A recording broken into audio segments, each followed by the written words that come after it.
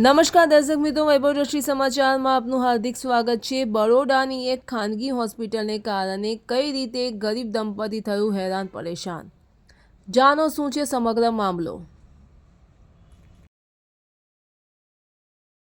અમારા છોકરા લોટસ હોસ્પિટલમાં દાખલ કર્યા હતા તે અમે સારવાર મૃત્યુ પામ્યા છતાં અમે બિલ આપી દીધું હતું અને અમે એક સિક્યુરિટી તરીકે ચેક એમણે માંગ્યો હતો તે આપ્યો હતો।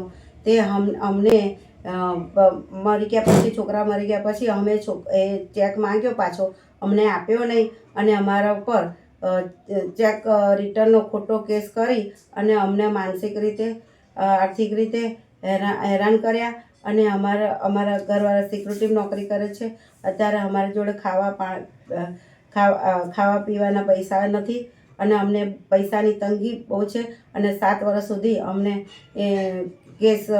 કેસમાં ફસાયા અને અમે અત્યારે આર્થિક રીતે અમે બહુ પરિસ્થિતિ ખરાબ થઈ ગઈ છે।